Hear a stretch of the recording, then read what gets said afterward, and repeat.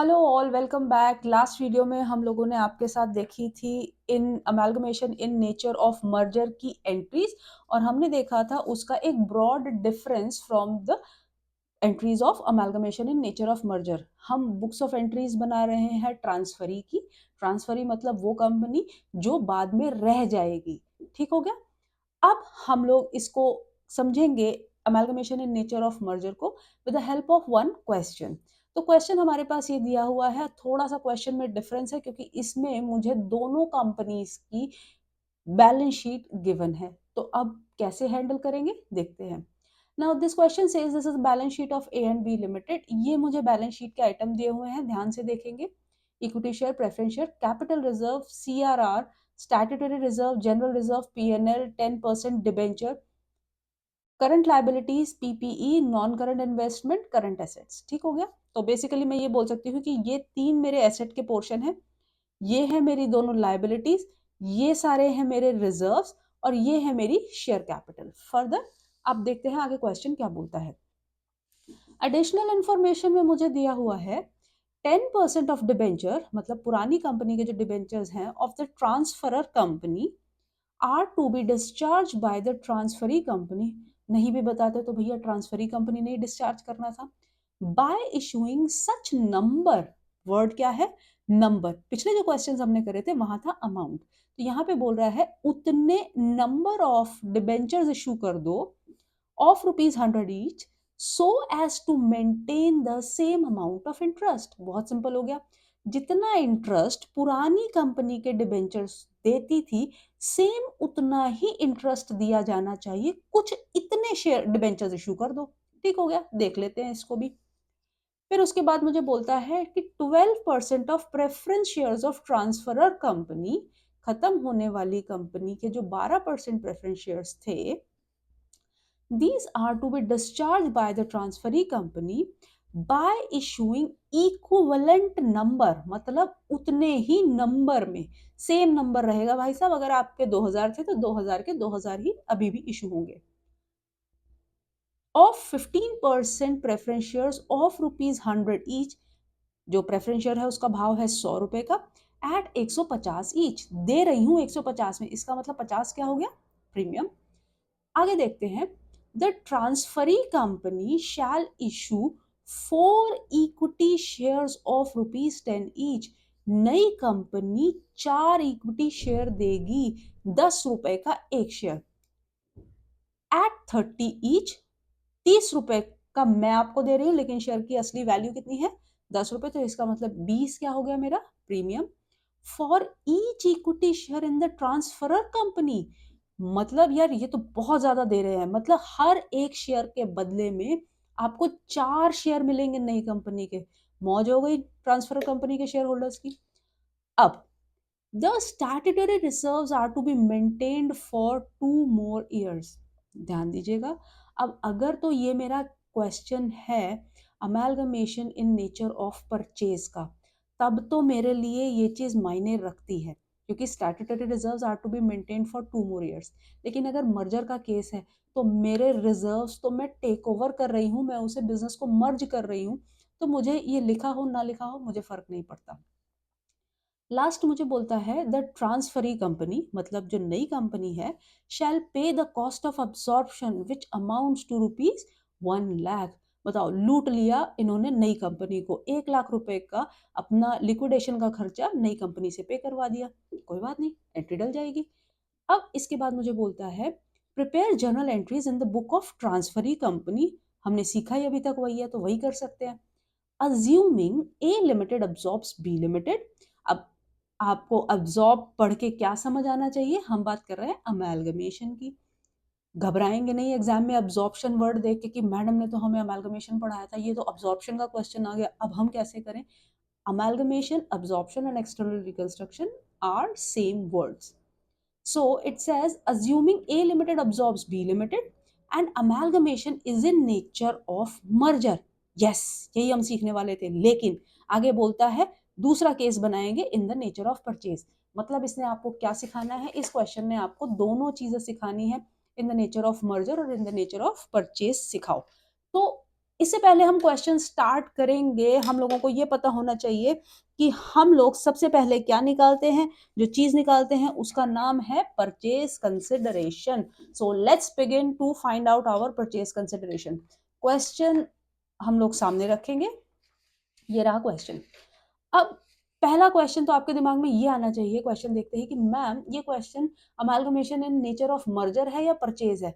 Ma'am हमें तो purchase का दिखाई दे रहा है, क्योंकि इसमें प्रेफरेंस शेयर होल्डर्स को भी तो कुछ दिया जा रहा है। ऑन द कॉन्ट्रेरी आपने हमें पढ़ाया था मर्जर के केस में कुछ कंडीशंस लगती हैं, और उस कंडीशन में सबसे पहला यही बोला गया था कि सिर्फ इक्विटी शेयर होल्डर्स को पेमेंट होगी और प्रेफरेंस शेयर होल्डर्स को हम कुछ नहीं देंगे। तो मैम ये तो परचेज का क्वेश्चन है। बिल्कुल ठीक बात है, ये क्वेश्चन परचेज का ही है। लेकिन अगर मुझे क्वेश्चन कह रहा है कि भाई साहब मर्जर के तरीके से सॉल्व करो, तो मुझे क्या पड़ी है, मर्जर के तरीके से सॉल्व कर देते हैं। पीसी तो सेम ही निकलनी है, चाहे मर्जर के केस में हो चाहे परचेज के केस में हो, ठीक है। तो अगर क्वेश्चन मुझे सब कंडीशन से ऊपर उठ के बोल दे कि ये मर्जर के तरीके से सॉल्व करो, तो अब आप उसमें बहस नहीं करेंगे, आप चुपचाप उसे in the form of merger solve करेंगे। ओके, चलिए। सो हम स्टार्ट कर रहे हैं परचेज कंसिडरेशन निकालने से। तो मुझे परचेज कंसिडरेशन में, आप लोगों को पता है, एक फॉर्मेट हम लोग बनाया करते थे, payment to,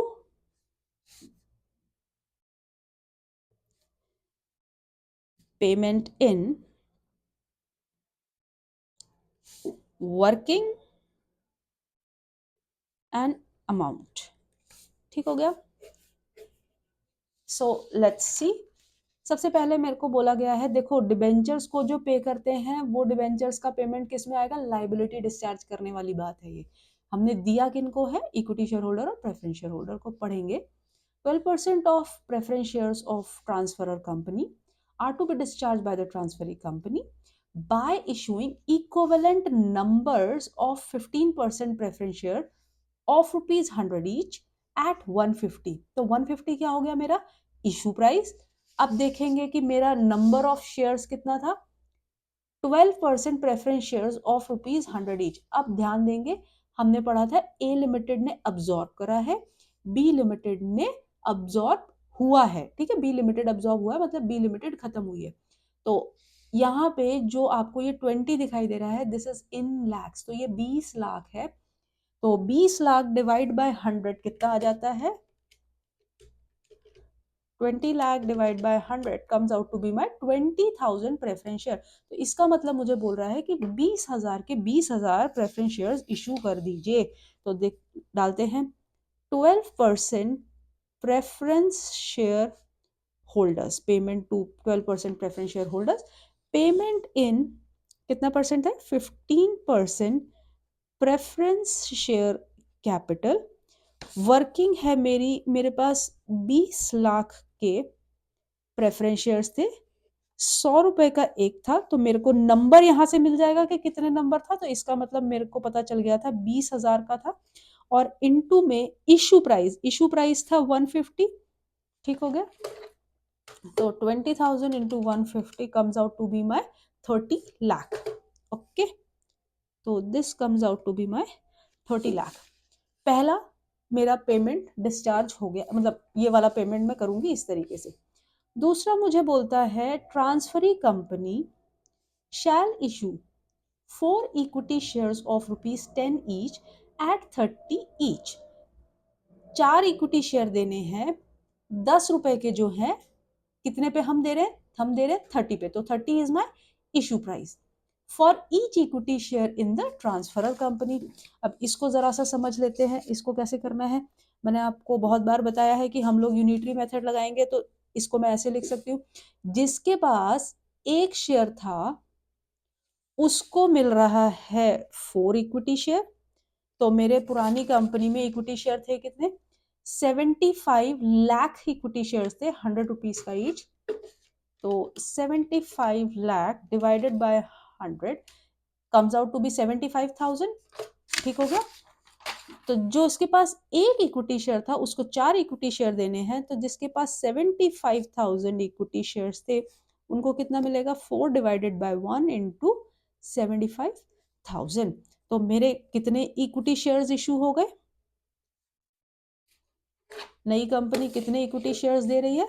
75,000 into 4, that comes out to be 3 lakh equity shares. 3 lakh equity shares issued by new company. ठीक हो गया? तो इसको देख लेते हैं. 2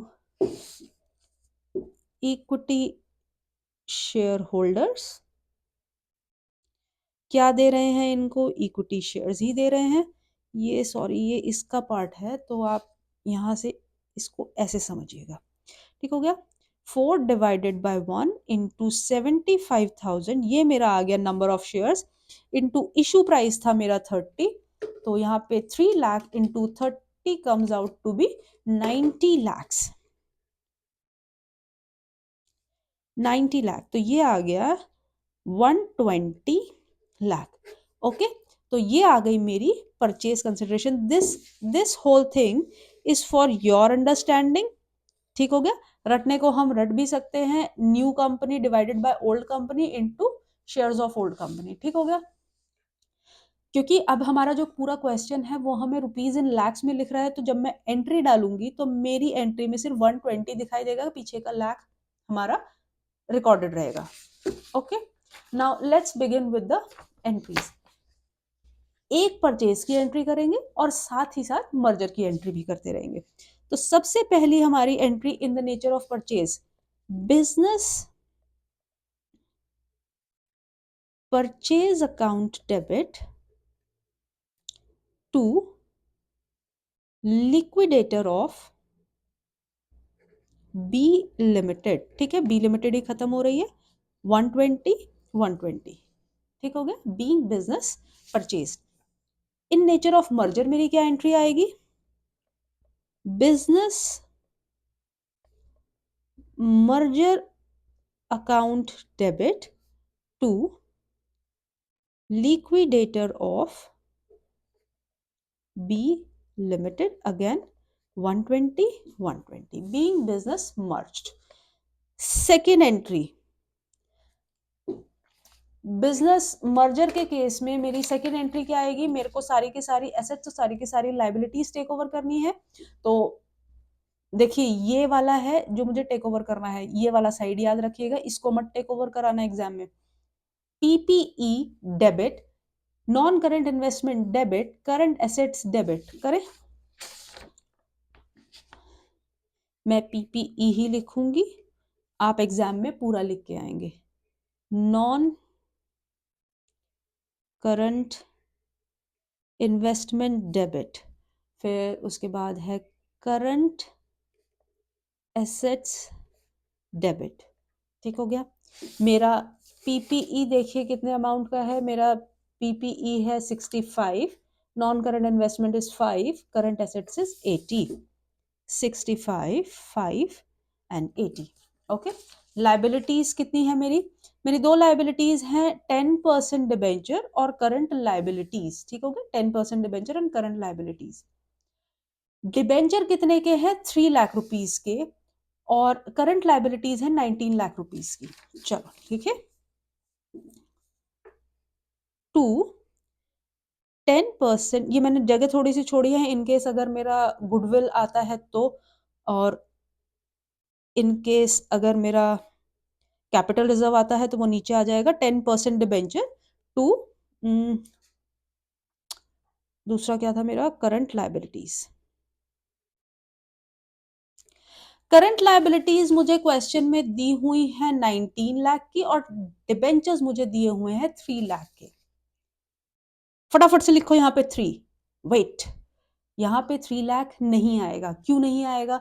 दोबारा ध्यान से याद करेंगे कि जब हमने करा था amalgamation in nature of purchase, तो हमने बोला था अग्रीड वैल्यू पे लाइबिलिटीज को टेक ओवर करना है. ठीक हो गया? इस क्वेश्चन में मुझे बाकी किसी एसेट और लाइबिलिटी की अग्रीड वैल्यू नहीं दी हुई है, लेकिन मुझे डिबेंचर की अग्रीड वैल्यू दी हुई है. मुझे बोल रहा है कि डिबेंचर को कैसे, किस अमाउंट पे बाय बाय बोलना है. ठीक हो गया? तो वो अमाउंट मुझे यहां से पता चलेगा. ठीक हो गया? करें. अब ध्यान देंगे, मैंने आपको बोला था कि जो डिबेंचर्स हैं मेरे, मेरे पास अभी फिलहाल डिबेंचर्स हैं 10% और मेरे पास अमाउंट कितना है डिबेंचर का, ये है मेरे पास 3 लाख रुपीस का अमाउंट। ओके, 3 लाख के ऊपर अगर मेरा 10% इंटरेस्ट आता है तो वो आएगा, इसकी इंटरेस्ट की वैल्यू आती है 30,000 रुपीज। यहां तक किसी को कोई प्रॉब्लम नहीं है। तो अब मुझे बोला गया था कि नए डिबेंचर्स, नई कंपनी उतने ही डिबेंचर इशू करेगी और नए डिबेंचर्स थे 15% डिबेंचर्स, उतने ही इशू होंगे, उतने ही अमाउंट के इशू होंगे। यहाँ पे अमाउंट क्वेश्चन मार्क है कि मेरा 30,000 ही इंटरेस्ट आना चाहिए। यहाँ पे भी इंटरेस्ट जो है वो 30,000 ही आना चाहिए। तो अगर मैं इसे इक्वेशन की फॉर्म में लिखूं तो इंटरेस्ट आना चाहिए 30,000, अमाउंट मुझे मालूम नहीं, और ये है 15 divided by 100 the rate of interest. ठीक हो गया। अब आप इसमें क्रॉस मल्टीप्लिकेशन लगा लेंगे, इंटू 100 डिवाइड बाय 15, तो आपका अमाउंट निकल के आएगा। आपको 2 लाख रुपए के डिबेंचर्स इशू करने हैं। तो 2 लाख रुपए के, दिस इज 2 लाख रुपीस के डिबेंचर इशू करने हैं। तो इसका मतलब what is my agreed value, 2 lakh रुपए। ठीक हो गया। तो यहाँ पे मैं 2 लिखूंगी, इन लाख चल रहा है, ध्यान रखेंगे। ठीक हो गया। इसके बाद परचेज का केस है, तो मेरे को कोई रिजर्व टेक ओवर करने नहीं है, तो यहाँ पे हम लिखेंगे to business purchase 120. Shall we check whether we have goodwill or capital reserve? So 65 plus 5 plus 80, that comes out to be 120, और liability side में 120 plus 19 plus 2, that comes out to be 141. इसका मतलब मैंने एसेट्स ज़्यादा purchase, assets मुझे ज़्यादा मिली हैं और मैंने ऑन द कॉन्ट्रेरी दिया कम है। तो बाकी का जो बच गया मेरा क्या आ गया, चुपचाप से हम कैपिटल रिजर्व, मेरा कुछ भी गेन है वो कैपिटल रिजर्व में चला जाएगा। 9 मेरे 150 माइनस 141, तो 9 रुपीज आ गया मेरा इसका बैलेंसिंग फिगर। तो इस बैलेंसिंग फिगर को मैं यहाँ पे, ये आप एग्जाम में मत कीजिएगा, ये सिर्फ आपकी अंडरस्टैंडिंग के लिए मैंने इसको रेड से कर दिया। ओके, अब देखते हैं मर्जर के केस में इसकी क्या एंट्री होगी। अब मर्जर के केस में मुझे बोल रहा था कि मुझे जितनी भी एसेट्स और लाइबिलिटीज टेक ओवर करनी है वो किस पे करनी है, बुक वैल्यू पे। तो यहाँ पे लाइबिलिटीज भी किस पे टेक ओवर होंगी, बुक वैल्यू पे। तो मुझे डिबेंचर्स की सिर्फ बुक वैल्यू उठा के यहाँ लिख देनी है, मुझे उनका अग्रीड वैल्यू से कोई लेना देना नहीं है। ठीक हो गया। तो आइए करते हैं।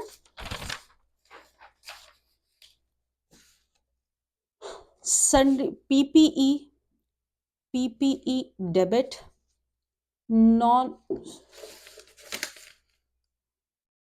Non current investment debit, current assets debit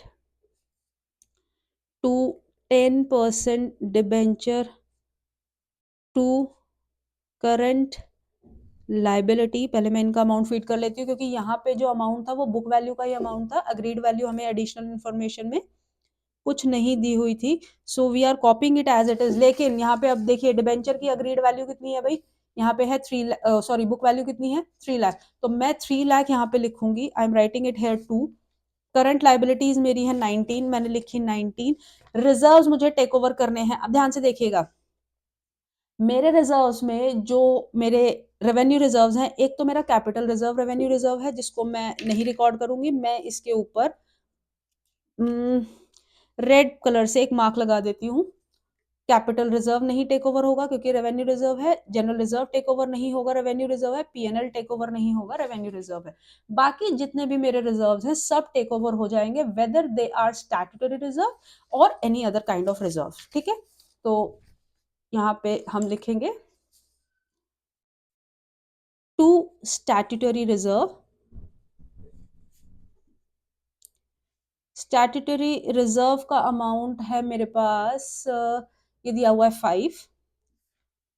next मुझे दिया हुआ है 2 CRR, capital redemption reserve, that amounts to be 3 lakh.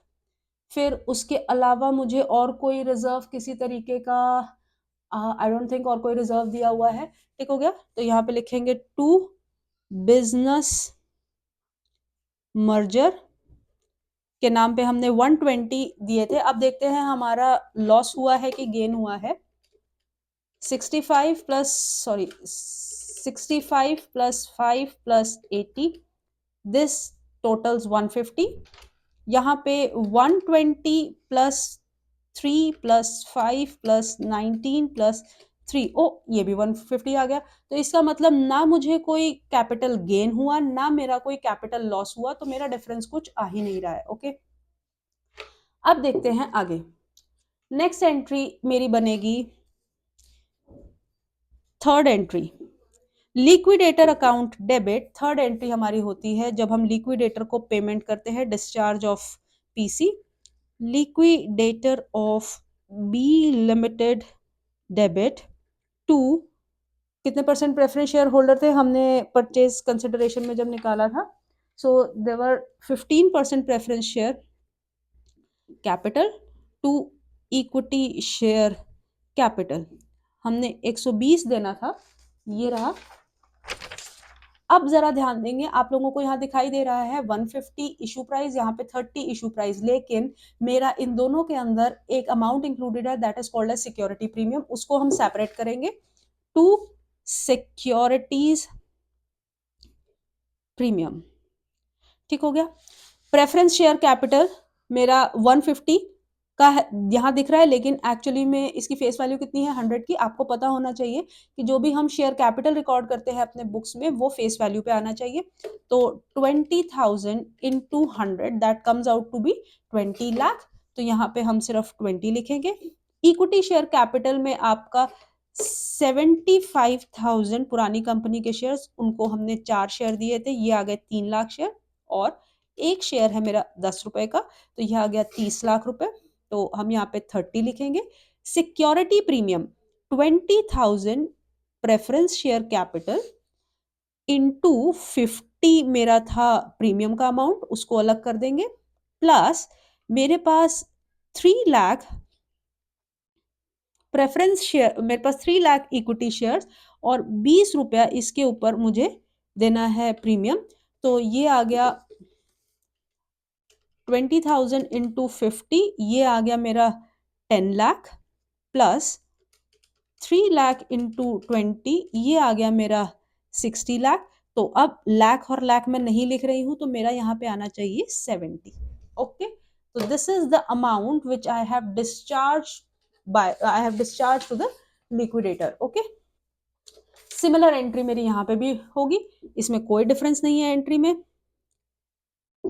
Liquidator of B limited 120 to 15% preference share capital to equity share capital. अगर मैं कहीं एब्रिवेशन यूज कर रही हूं तो आप लोग प्लीज एग्जाम में फुल फॉर्म यूज कीजिएगा। Security premium that is 70। यहां से आप कैलकुलेट कर लेंगे, देख लेंगे, हम लोगों ने सेम एंट्री डाली है। अब उसके बाद जब हमारा होता है इन नेचर ऑफ परचेज, तो मैंने आपको बताया था हमारे amalgamation adjustment account debit to statutory reserve करके एक एंट्री डलती है, क्योंकि उनके स्टैट्यूटरी रिजर्व ये कंपनी परचेजिंग कंपनी अपने पास एक्वायर करती है। तो हम उसकी एंट्री डाल लेते हैं, amalgamation adjustment reserve debit to statutory reserve. मेरे पास कितने के स्टैट्यूटरी रिजर्व थे? ये रहा मेरा क्वेश्चन। स्टैट्यूटरी रिजर्व मेरे पास 5 लाख के थे, और मुझे क्वेश्चन में बोला हुआ है कि आने वाले 2 सालों के लिए मुझे इसको मेंटेन करना है, तो कर लेते हैं जी मेंटेन। 5 एंड 5। क्या यहाँ पे कोई एंट्री होगी इस तरीके की? No entry. ये आप एग्जाम में नहीं लिखेंगे, आप इस 4th पार्ट को स्किप करेंगे। कोई एंट्री क्यों नहीं है? क्योंकि हमने ऑलरेडी यहाँ पे स्टैट्यूटरी रिजर्व अक्वायर कर लिया है, ठीक हो गया। फिर उसके बाद मेरी एंट्री आती है, जो पुरानी कंपनी ने नई कंपनी से 1 लाख रुपए का एब्जॉर्प्शन का खर्चा पे करवा दिया था, उसकी entry. So amalgamation expenses paid, तो हम यहाँ लिखेंगे यहाँ पे आता था goodwill account debit to bank या कैश, किसी से भी आप पे करा सकते हैं, ठीक हो गया। तो बैंक में हम पे करा रहे हैं 1 लाख रुपीज है, तो हम यहाँ पे 1 लिख के छोड़ देते हैं, ठीक हो गया। ऑन द कॉन्ट्रेरी, अगर मेरा इन द नेचर ऑफ मर्जर में मैं अगर कोई खर्चा करती थी तो वो मैं चार्ज कर लेती थी पीएनएल से, तो PNL account debit to bank 1 and 1, ठीक हो गया। ये हमने खर्चा कर दिया। अब मेरा लास्ट एक चीज बचता है जहां पे मुझे डिबेंचर होल्डर्स को पे करना है, तो पहले देख लेते हैं डिबेंचर होल्डर्स को कैसे पे किया जाएगा। मुझे परचेज वाले केस में मैंने बोला था कि डिबेंचर होल्डर्स को 2 लाख रुपए देके टाटा बाय बाय बोलना है। 2 लाख रुपए देके हम उन्हें, क्योंकि हमने बुक ही उतने के करे थे, हमने अग्रीड वैल्यू जितना उनको देना है उतनी हमारी अग्रीड वैल्यू थी, तो उसी पे अब हम उसे राइट ऑफ करेंगे। 10% debentures debit, that is 2 to 15% debentures 2, that's it। कुछ भी नहीं, क्योंकि हमने जिस पे करना था उतने पे ही हमने उसका यहाँ पे रिवर्सल लिया है, ठीक हो गया। लेकिन यहाँ पे हमने कुछ और हरकत करी थी।